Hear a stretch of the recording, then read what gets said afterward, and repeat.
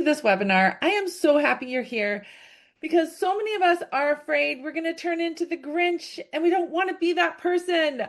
We want to be happy. We want to be merry. We want to be joyful over the holidays. And it's not always easy. We try hard, but we don't know what we don't know. And so I'm so happy you're here for this training because you truly are going to get insight, direction. Not only are you going to understand how it's not your fault that you struggle with Christmas every year. Every year, I know it. I know that you say, I'm going to be better. I'm going to be better. I'm going to plan ahead. I'm going to I'm going to do it. This year is the year. And you get your hopes up. Maybe you've watched some YouTube channels about organization. Maybe you understand a little bit more about the brain if you've come to any of my trainings before. So let's just go for it because I really want you to understand that you aren't broken, you aren't, not good enough. It's that you just don't have the tools and you don't know what you don't know. So I'm so happy you're here. All right. So I want to know from you, and we're going to communicate in the Q&A. So we're not going to use the chat. We're going to use the Q&A. Is that even available? I don't know. Um, Anyways, it's fine. Just communicate with me however you can. So if this is you, if you're worried about this, if you can relate to this, or maybe this, and just think, I don't even know. Like, why do I even bother? Why do I even try to do better? And maybe this is you. Maybe you feel like I I want it to be magical, I want it to be beautiful, but really this is what you want. So I can tell you that at the end of this webinar, you are going to feel less like this and more like this. And when you start feeling like this, then guess what? You can start transitioning into this. I promise. Okay. This is my promise. So you love the holidays. And I love this picture. I was like, what is this picture? Can you imagine it? So you love the holidays, you want to enjoy all the connections and festivities. You have a huge, generous heart and you want to give to others, you want to contribute. Like you have made Christmas magic for so long and you have lots of happy memories and you want to create more happy memories, more strong connections with family and friends. Your heart is touched. You read wonderful stories. You see people making all sorts of reels, and nowadays we have all sorts of wonderful stories of people making a big difference in people's lives. But you start getting shaky because why? What is that? You start getting shaky because you know your own pattern. Now, chances are you're here because you're a quilter. I work with a lot of quilters. But we all have patterns, okay? Now, I'm curious if you can relate to this. So you make plans. You're like, I have my Christmas list. I started it early this year.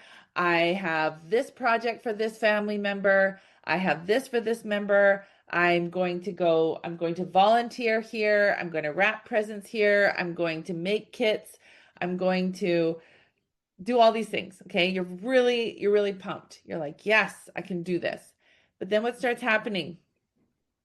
I know it. I hear ya. You start you're like, okay, I'm making this quilt for this family member. I'm making these uh, kitchen cozy things or this potato bag thing and like all these really cool Pinterest. Oh, what about the ornaments? I'm going to do that for them. It's going to be so sweet. 12 days of Christmas. I'm going to do Secret Santa. And you start doing it. And then what happens? I know what happens. Things start going south. It's not looking as cute as it did on the Pinterest board. Or it's not looking as, you're getting pulled by, next thing you were struggling on a tension issue on your sewing machine and then you went down that whole rabbit hole and you tried to solve that whole thing, and next thing you knew it's like 12:30, you hardly done anything that day and you're like, forget it, who am I to think I can do this? And then you maybe you do some more research, or maybe you're just scrolling, or maybe you get sidetracked with cleaning a closet, and or doing something for someone else. Okay. Now you execute, and then what do? You scroll, maybe you do some baking, maybe you do some eating, maybe you binge watch Netflix, maybe you just like throw your hands in the air and say, I can't do this. Well, who am I to think I could be this cool, this productive, this generous, this creative, whatever that is. So then you don't, what happens then is you um, don't actually get done what you want, which also ultimately breaks your own self trust, which then makes you feel like, I can't ever have this kind of beautiful, glorious Christmas. And then that just becomes the self fulfilling prophecy. Okay. So you don't know how to say what you want. You're worried about hurting other people's feelings. So why do we, and then this pattern is called hiding.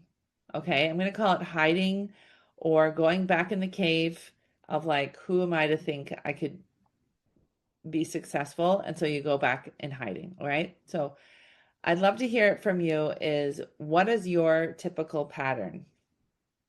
Do you overdo things so you crash? So then you act and your body like gives up and then you can't execute anymore? What's one of your patterns? Or what about you? Yeah, you just end up overwhelming yourself.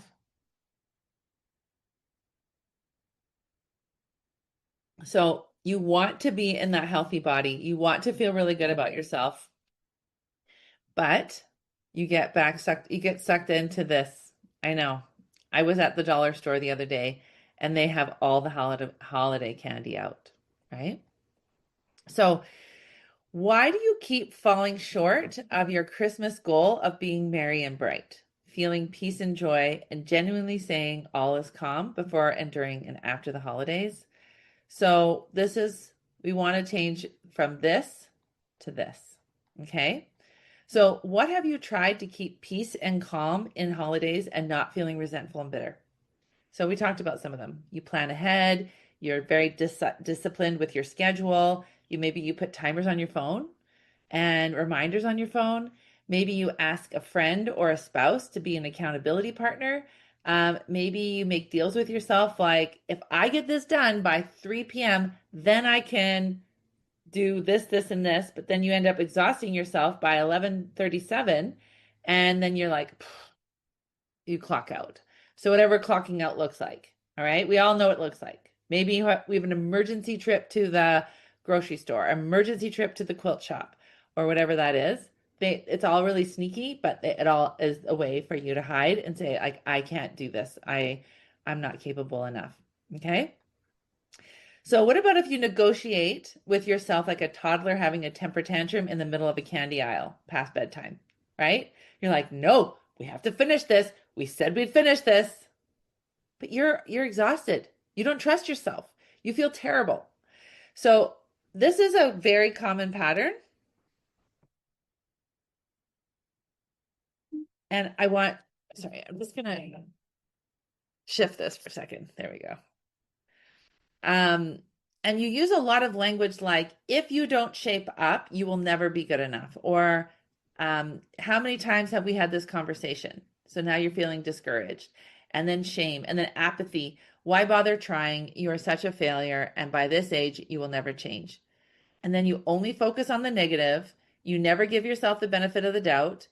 I had a client just said that yesterday. She's like, I never give myself the benefit of the doubt. Oh no, she said, I sell myself short. So she'll do really well for a while and then she'll go back to the old habit, bring herself back to status quo.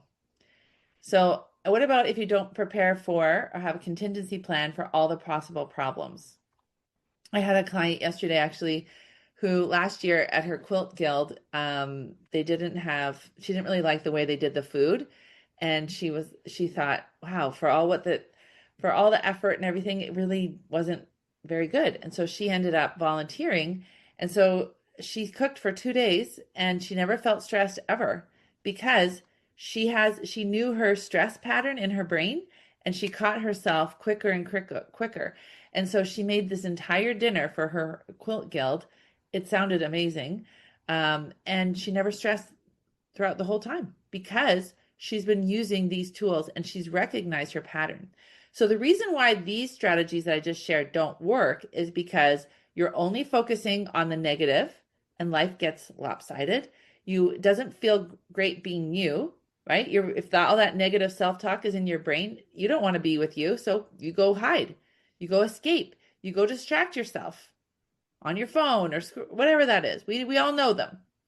And so the problem is now you've been rewiring your brain and that dopamine response to seek more and more external fixes, which, as we know, the more that so if you go to sugar, you need more sugar the next time to get that same level of high, or you need more shopping to get that same level, right? Because our dopamine needs more and more of it to get that same level of high. So we're really not giving ourselves any help, right? So what we're going to do, don't worry, I got you. So now we're going to understand actually how we've accidentally wired ourselves in such a negative way. And then we're going to learn how to resolve it. And at the end, I actually have coping healthy strategies to help you that you can actually implement that will make all the difference. Okay. So let's look at our brain. Now, our brain always, so we have two parts of our brain. The one is to help us to stay safe. So people call it all sorts of things, but it has four jobs. The main job is to keep us safe, but there's four main reactions to that, like the danger, whether it's perceived or real danger. And we're going to talk about that. So the brain says, if I feel like we're in danger, we can hide. So freeze. We can like take off. That's flight.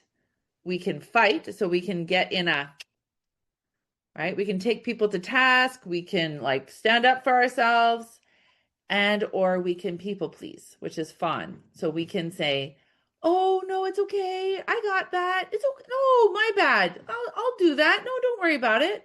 I'll just do it. It's okay. Don't worry about it. No problem. Right?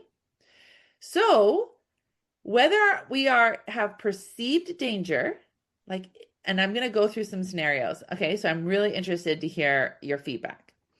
So let's look at some typical scenarios and see how the brain is looking for either perceived danger. The brain is always looking for danger. So whether it's perceived like this could be risky, or real danger, like if you step off that cliff, you would probably die, right? If you walk in front of that moving car, you will die.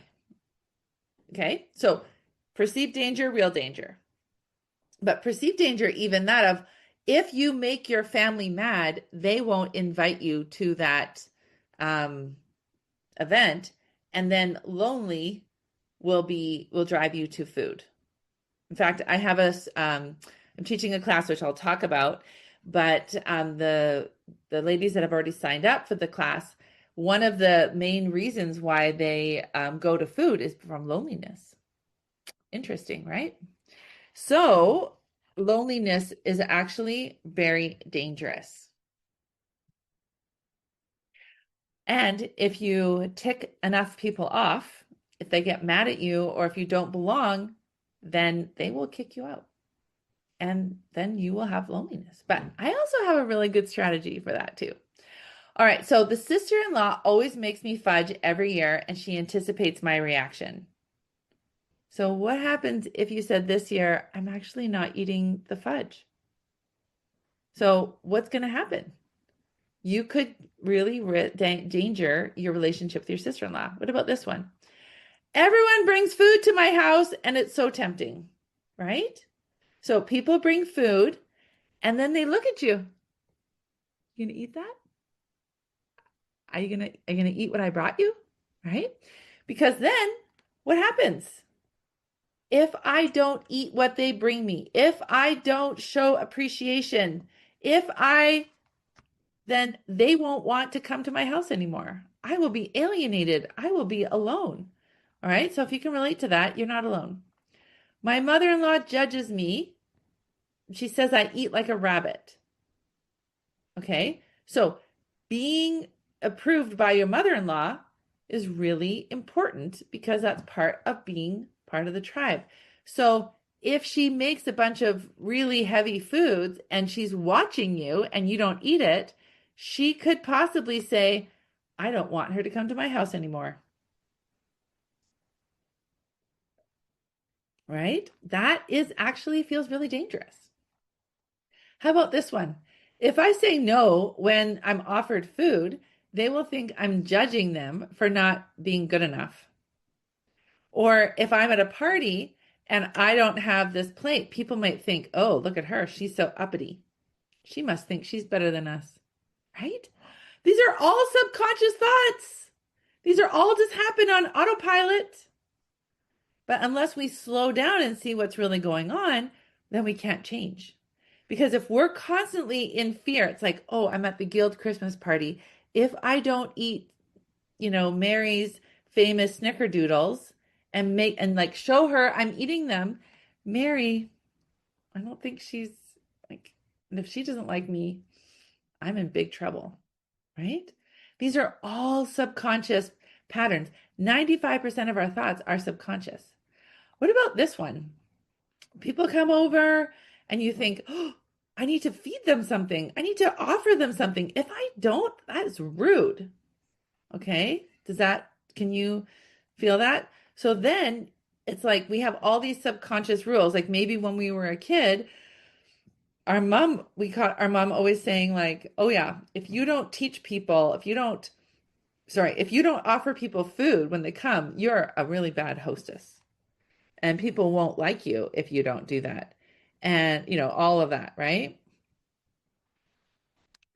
So also it's how many of us think that it's rude to say no? And actually, one of my strategies is no is a complete sentence. You're like, or you can just say no, thank you. Not right now. Or, oh, thank you. Can we wrap that up?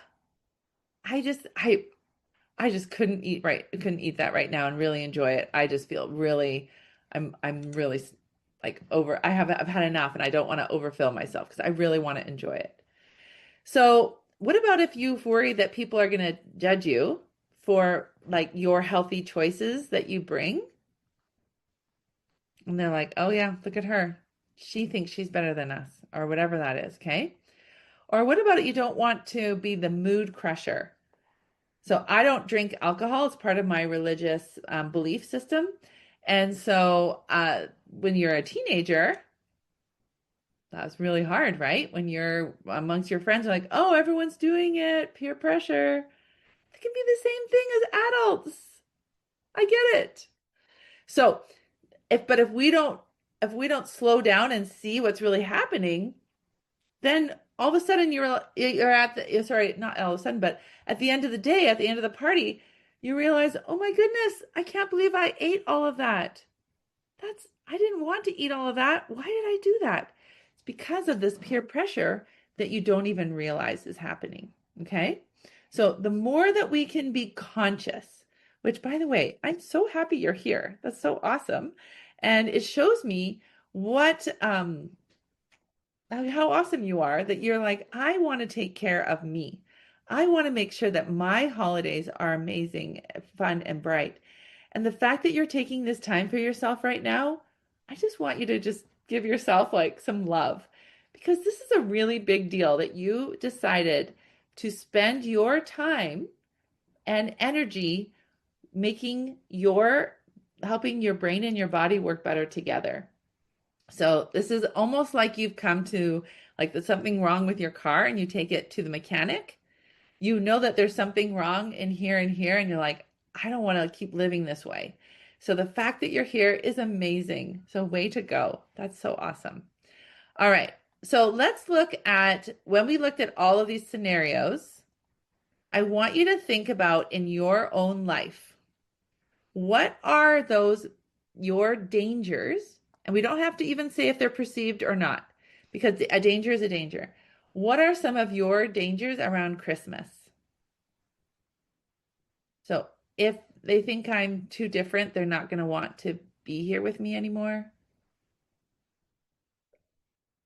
Especially as if we have kids, as they get older and they have their freedom, they actually don't have, they aren't committed. They don't have to spend time with us, right? Um, and maybe our extended family, they don't have to. And especially if we live further away, it's like they wouldn't want to spend the time and effort to travel to see me, right? Or if even if you want to travel, if they don't invite you, or maybe like whatever that is, I want you to think about what are your biggest struggles. And I have an idea. I have an idea that one of your biggest struggles is you overspend because you want their approval. You overdo things, like you over decorate, or else you don't decorate at all. And so then your home is not even, you don't even enjoy the holidays. Maybe you, um, yeah, maybe you eat, you don't trust yourself around the food. Like you think, when I'm at the guild meeting or I'm at the Christmas party or I'm at the event, I just need to be eating and eating so that people, that I'm just doing what everyone else is doing. I recently went to a Halloween party and it was really incredible to me. Like everyone at the table they just had plates full of stuff. I didn't have one thing. I didn't eat one thing. And I just connected. I had fun. I enjoyed, but so many people don't know that that's not an option. A lot of people think, well, I have to be eating in order to be part of the tribe. But you don't. You really don't. Just like I don't have to drink alcohol to have connections with people at a function. But we don't know what we don't know. So I want to like just commend you that you're here. So the first part is, so if your brain thinks that it is dangerous, it will be in that fight, flight, or freeze mode, right? That lower brain that's looking for danger. So one of the ways that we can so we can think, and we can feel it in our body. We can feel like, oh, my heart is beating more. I'm scanning the room more. My shoulders are pretty tight. And so you can say, oh, thank you, body. We are like, you're doing a good job. Like that, me not eating Mary's snickerdoodle cookies at the party could actually risk my relationship with Mary. Thank you for showing me that is a possible danger. But actually, I'm good. I don't have to eat the snickerdoodle to be approved by Mary because I need to be approved by me first. Okay. So we can just acknowledge that. And I'm going to have some strategies further on in the sorry. Yes. Okay.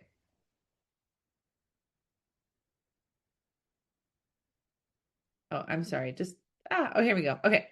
So now the next part is so we have the brain is doing its job, but guess what happens? The brain and the body are connected. They're always talking. Okay. And in fact, our thoughts are what create our feelings. So if we think that chocolate is going to make us happy, all that's actually doing is chocolate is getting us a quick false, like a false pleasure, a dopamine hit. And as we talked about earlier, so dopamine actually has two jobs. Dopamine teaches us that if we touch fire, then we'll get hurt. Or so it teaches there's a teaching component to it. The second part of dopamine is that it's creating this pattern of, if I'm sad and if I eat sugar, I will get a temporary lift. If I'm frustrated and I don't know what to do, I have this pain. If I scroll, I will delay that pain and I will get a quick little hit. Now, the problem is that so now we're creating that rut of, I don't want to feel feelings. And so I'm going to go and put a false pleasure on top of that. But we now have receptors that are trying to like catch that hit. And so just like with, a drug addict or a sugar addict, because it's not a true emotion, because it's not a true feeling, then we need more and more of that substance to get that same level of hit. And I described this to my kids with video games, on their phones, and they totally understand that. And and so it's been really fascinating for them to start recognizing that pattern and how to rewire it. Okay, so inadvertently, you have been wiring your brain to be addicted. And I actually use that. I can be very confident in that. You're creating an addiction to not feeling negative emotions and then going to these hiding places like scrolling, shopping, food, people pleasing. Another one that we do that we don't even realize is we don't sleep. And then we blame menopause. So when we aren't getting good sleep, then we're not in our highest brain power. And so now we're not making as good of choices. But not having good sleep means you don't feel as much. Just like if you eat there's two reasons we're overweight. One is we overeat, as in we eat frequently. So now our body is having that physical feeling of fullness. So just like a cup, if a cup is empty to a cup that's full, it's going to tap differently. It's going to sound different. So if we are physically more full in our body, we actually can't feel as much.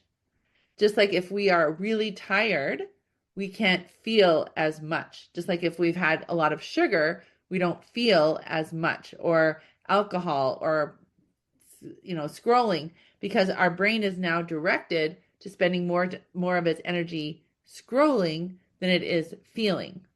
So do you see how we are creating that dilemma in our brain and our body, and we're wiring it to say, oh, we shouldn't feel that negative feelings. We should go and do these other things. And the problem is that our brain wants to be, well, it's very efficient. So it's looking for patterns, and it says, oh, we don't have to feel our feelings. We can just go and scroll. So the first one of reason we're overweight is because we just eat more often than our body needs. And so when we focus on hunger, there is kind of that void. But hunger is actually really, really important. And when you think about how we are wired as humans, we needed to have that hunger so that it would get us out of the safety of the cave and take risks and go hunting and go and get the plants and go and take care of the crops. It's not the most fun and I know one of you who's on here, she's a really great gardener, right, Vicki? And so it's not always, you don't always want to go and weed. You don't always want to go and water it. But because our hunger is a good thing, it's a motivator.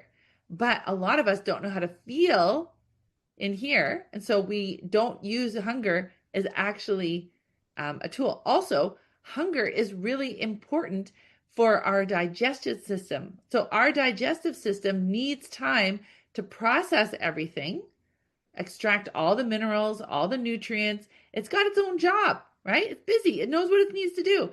But if we keep interrupting it, it's like an overworked, you know how it is being an overworked person. It's like, oh man, could we slow down? I'm already digesting all this other food. I need some more time so that I can do this better. All right. So the second reason we're overweight is called over desire. So that's when we're going to the refined flour and the refined sugar. Now, the problem with that and the issue that starts happening here is that our body is saying, okay, I guess we're eating this, but I don't know what to do with, I don't know, what are all those weird names? There's so many weird names on candies and on all of these packaged foods and everything. And the body's like, I, I don't know. What do we do? And so now, and also our brain wants, we're starting to wire it to, if you're sad, just go and eat some food. So you never get resolution and you never get the kind of peace and joy that you really want because you keep sidetracking, distracting yourself with things that don't really actually feel good. So it's a think about if you raised a kid and only fed them candy and they or like all this refined stuff and they're never getting vegetables, they're never getting all of these amazing like true healthy proteins and beans and legumes and fruits. That is not that poor body is not getting all of that strong foundation. And so if we are eating that way, we are not getting that strong foundation. And our physical health and mental health are related. Okay. So what we need to do is we need to rewire our brain and say, actually, I can do this. I can change. And our nervous system, so our sympathetic nervous system is connected. We have two parts. We have the sympathetic nervous system, which is the one that's always looking for danger, right? It's part of that part of our brain. And so it has a reaction. So if we're nervous, right, maybe our hands start shaking, our hands start sweating, maybe we have to go to the bathroom, our heart starts beating more because our brain and our body are connected. So if we perceive danger, our body says, we need to get moving, right? If there's like a really weird guy walking behind us, our body says, oh, we need to get, this is actually real danger. Okay. So our brain doesn't know the difference between the two of them. And so when we can, and this is where we get the practical part. So I can't wait to share this with you. Okay. So we're going to learn how to change the wiring in our brain so that we can be more safe. We can have, we can now be in the higher part of our brain, the CEO, the ability to think about our thinking. That's how we've been able to evolve over so much time. So, are you ready? There's some really great strategies here. First of all, my goal is to help you to stop hiding less so that you can now truly live your life and not be hiding all the time, not be distracting yourself so that you can trust yourself. So, number one, your brain, your thoughts are the ones that create your feelings. So even though you're like, no, no, no, no, no, I always feel better after chocolate. I always feel better after eating a ginger snap. It's not true. Okay. It's not true. You do get the false pleasure, which I've explained in the training. You do get that dopamine hit, but you're going to have a crash. And so it doesn't last long and it doesn't and it's actually being a big detriment because now it's making that wiring stronger and stronger. And you're going to need more and more of it to get the real change. So and shopping, same thing, because shopping therapy, well, you're going to get the credit card bill. That doesn't feel great, right? And this is not a long lasting health. Just like if you fed your kids candy all the time, yeah, they get some energy, but what's the difference between having an actual carrot versus a chocolate bar? A carrot has minerals, it has vitamins, it has um, great benefits to our body. Okay. So you're never really getting change. Now, I have this fun food swap. Can you see it? Okay. So I have this, you can have it. So we have this very common idea of food swaps. And I can put it in the chat and send it to you. Here, I'll just put it in here.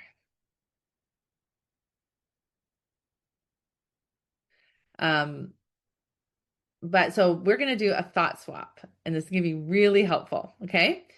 So, because remember, our thoughts are the one that create our feelings, not the food, not the shopping, not the someone saying you did a good job, I love you. I mean, like we can get obviously external validation, but but if we don't believe it, if someone says, "Oh, you're so beautiful, oh, you're so talented," but you don't believe it, then they could say whatever they want and it's not going to help you.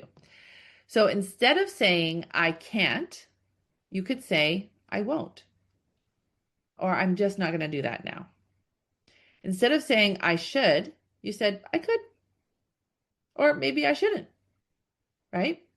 What about it's not my fault to I'm totally responsible for whatever I do. People, and one of the things I love to say is everyone's allowed their own opinion, but my opinion matters most. It's a problem to this is an opportunity. How about I'm never satisfied to I want to learn and grow. Or if you feel like life is a struggle, you could say life's an adventure. I hope turns out to life is figure outable.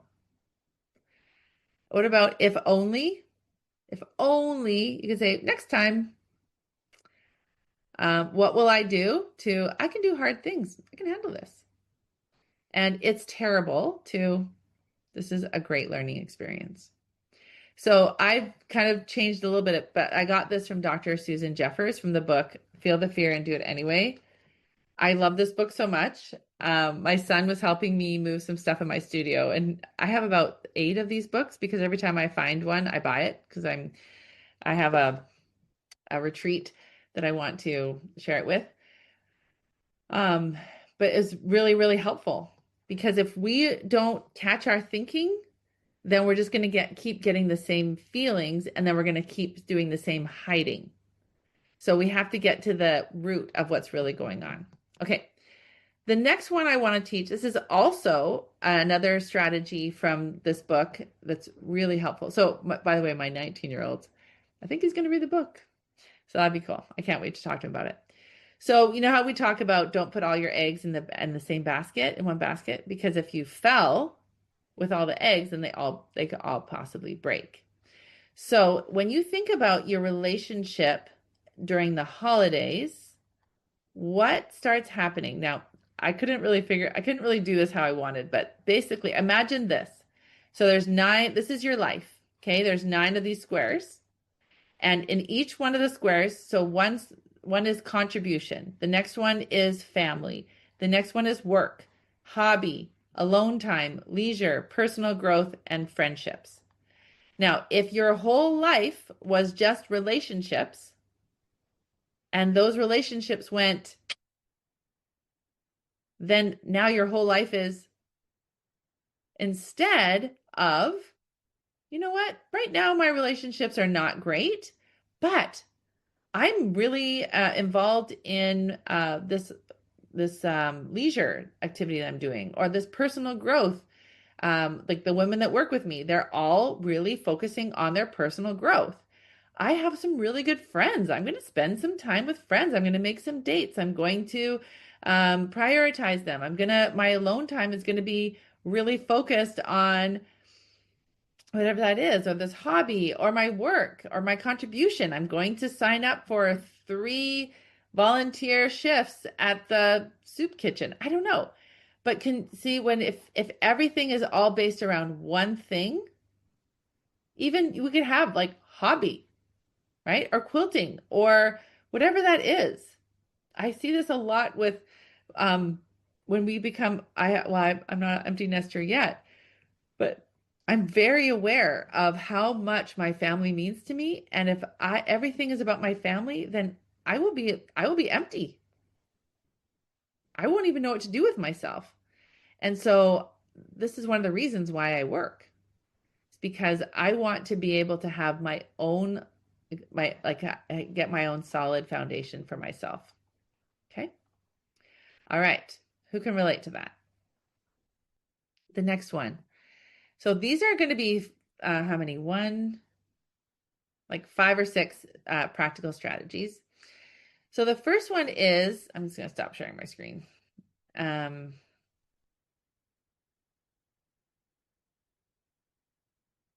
Okay. The first one we're going to talk about is, so we need to transition from our higher brain to our lower brain, right? We need to learn how to go from, instead of always being in your fight, flight, or freeze mode, we need to learn how to go into the higher brain has always got the final say. And so this is going to be tricky because our lower brain, so let's say if you walk outside your house and there is a gorgeous rainbow, but there's a grizzly bear, obviously we are going to go and focus on the grizzly bear because we are 5 times more likely. I just heard this stat yesterday, actually, to focus on the fear than on the beauty or peace. And I'm actually doing a course right now, and the course leader, he was like a really big marketing guy for 20 years, and he actually got out of marketing because it felt so dishonest. Because really, what they do in marketing is they just focus on our fear, the psychology of fear, and how they benefit from it. And so during the holidays, when we have so much pressure, so many, variables. So, and if we have these big hearts and we want to not shut down, it's been interesting to watch in my own family dynamic how often there's certain people that will just shut down in the holidays. They just pretend it's not even really happening because they just can't handle it. It's really interesting. Like that's called, we have the fight, flight, freeze, fawn. That's flight. Like they just take off. They freeze. Like just they can't handle any of it. So really interesting dynamics. And this, our aunts, our uncles, and all of that, and how we can choose how we want to be with their choices as well. So if you tend to be shut down and be like, I can't even get into the holidays, then you're not even benefiting from those connections. And that doesn't fill you, right? And that's hard.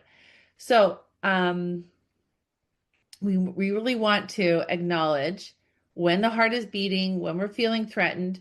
We want to acknowledge that. We want to process that and then go back to, it's okay. I understand that we have some perceived danger here, and some of it could even be real danger, but now we're going to go up here.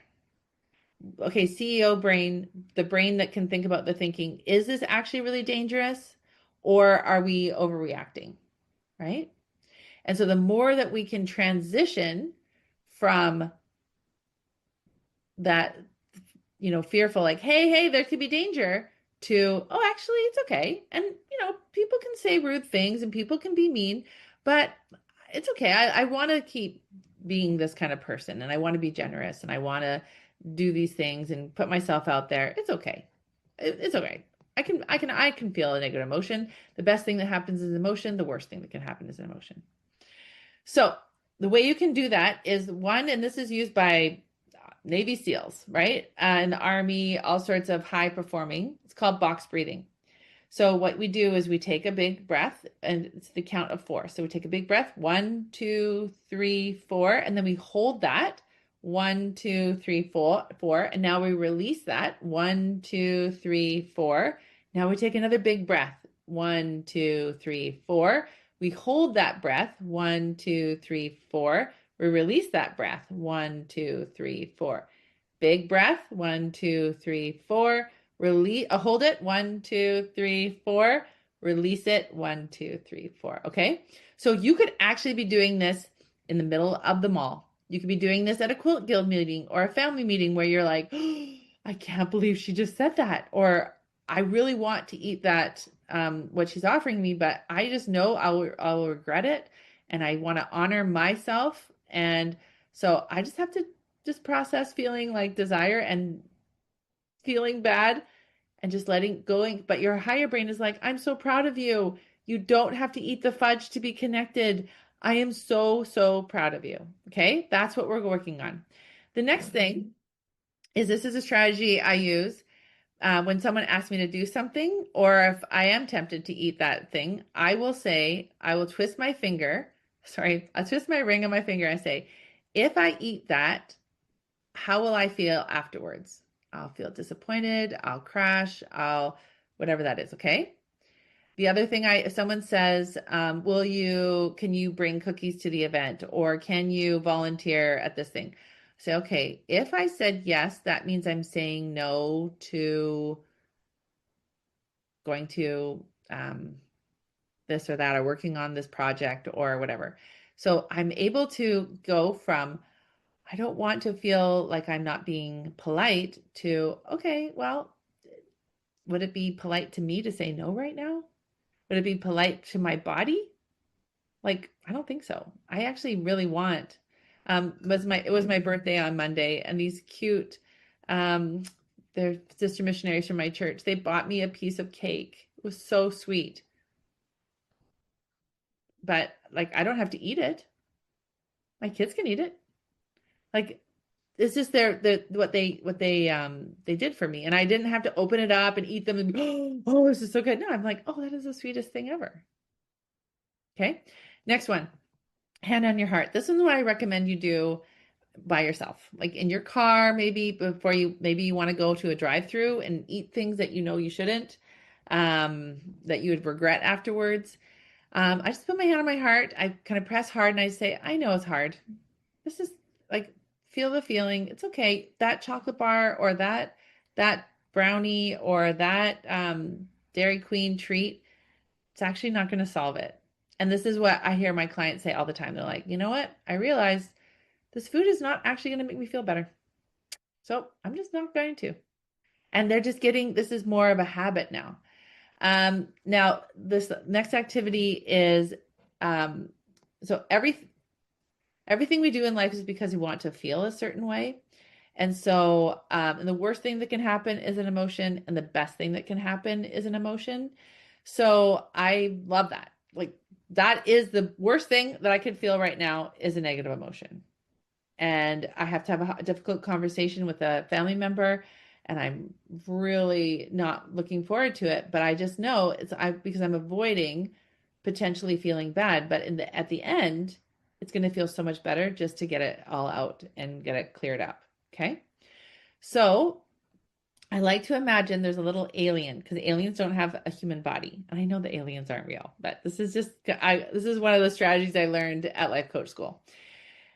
And so I imagine there's an alien on my shoulder, and the alien's saying, like, what is going on? And so I start describing in my body. I say, oh, my chest is feeling really tight, or I feel like there's an elephant standing on it. And I'm describing how I'm feeling. And the alien's like, really? Okay. And then at the end, the alien says, so that's it? That's all that's happening? Like, you're not getting like slashed or, cut up into 1,000 pieces. I'm like, no, I just feel really uncomfortable right now. And I love that analogy because I think, okay, I can do hard things. And if I resist, avoid, or react, and I like this difficult conversation I know I need to have, the longer I put it off, the worse it's going to be, right? Just rip off the Band-Aid. So that's a really helpful tool. The next one, and this is our last one, and I'm going to tell you just a little bit about how I can help you continuing on, is reality versus fiction. So when we're watching, this is a brain hack. When we're watching a movie, our brain doesn't actually know the difference between,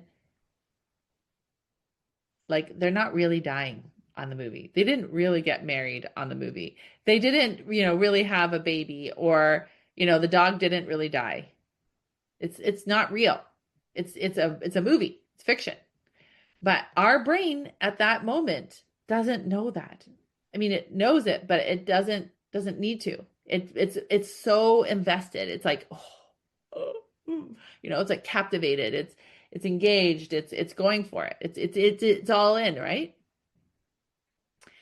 Because our brain doesn't know the difference. So when you know that, you can tell yourself, I can rewire my brain.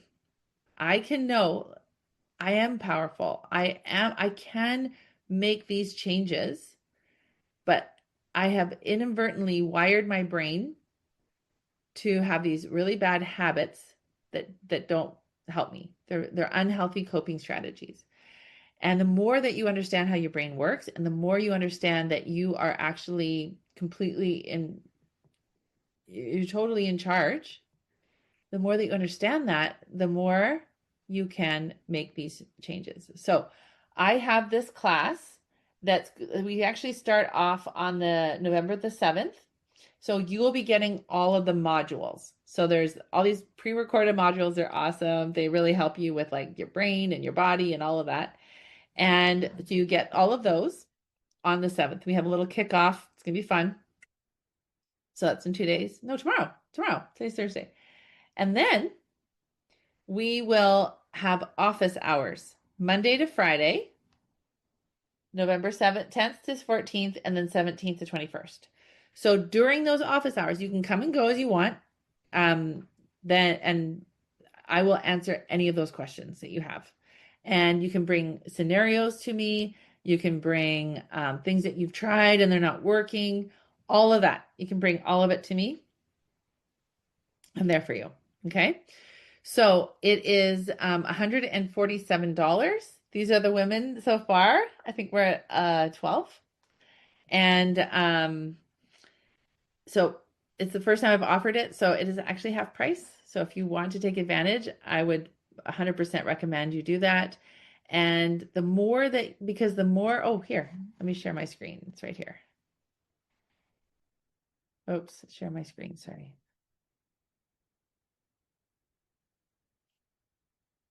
There we go.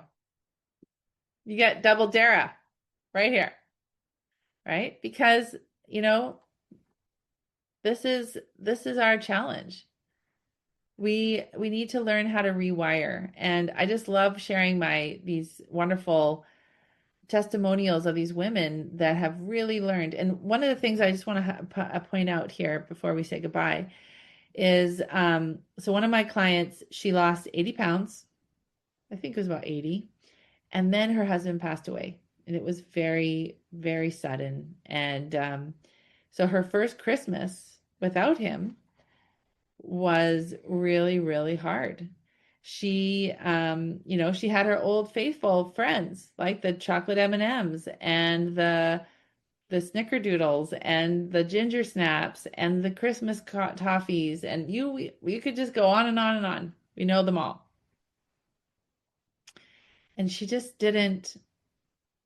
felt so alone. And so she struggled. And so I think she gained about 25 pounds back. And then she went through all of that, gained that weight, and then realized this is not what I want to keep doing. Now, I have a lifetime membership, our program, and so she's been in it for a few years, and she realized, oh yeah, I don't have to do this anymore. I know what to do. And so she was able to use these tools that I have to help her to stop those patterns. And now she's taken off all of that weight. So she's never afraid of gaining weight, right? We don't have to be afraid of food. What we are doing is we're learning how to see those patterns, right? You're like, oh, I'm in the hiding pattern again. Oh, this isn't helpful for me. This isn't healthy. I don't want to be this way. And we reverse it. Okay. So, and when that happens,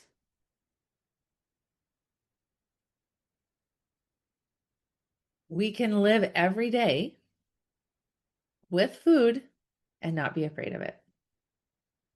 We can have Christmas without being afraid that we're going to turn into the Grinch.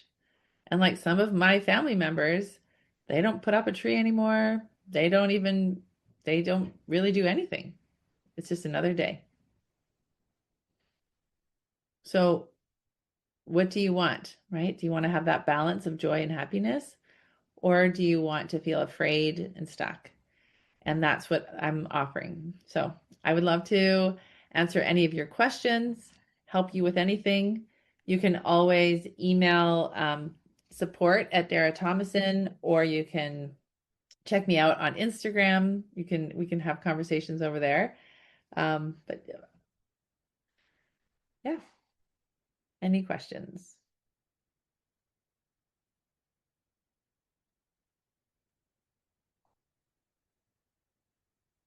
It was, oh, so one of the, so in this program here, so yes, the office hours, you can actually, you don't, obviously you don't have to come to all of them. They're just optional.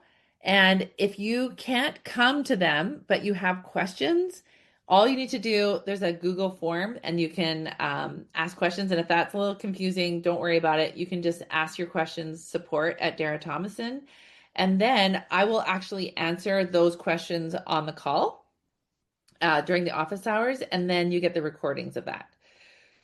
So if you're, on the fence about coming, and but you don't have, I mean, that's a lot, that's a huge time commitment, right? 5 hours a day. Sorry, 5 hours a week. That's 10 hours potentially. But like, let's say there's only like one or two questions. I'm not going to take the full hour, right? I'll just answer the questions that are there, or I'll just coach the people that are there.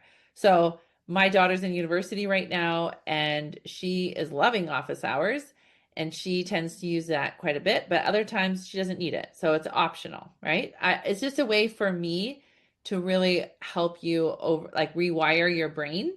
And this is like one of my actually my very favorite part of my of running this business is coaching people and helping people and having that interaction. And so I, in my program, Love Yourself Thin, we have 3 coaching calls a week, and I just love it. It's like that's like one of the highlights of my week, is to be able to have the opportunity to help women learn how to change by learning how to go into here and here, and making new interactions. So emotional eating is a huge part of our lives that we don't even realize. And the more that we focus on this emotional eating part, um, we can reclaim that peace and joy in the holidays, because we aren't needing to do that emotional eating. We're also going to spend less. You actually will save over $147 just because of this class, because you won't be spending as much. I can pretty much guarantee that, as long as you actually watch and start applying the tools, which that's why I'm offering the office hours if you need it. Okay. All right. Well, it's been a pleasure spending this time with you, and ask me any other questions, and I will see you later. Bye.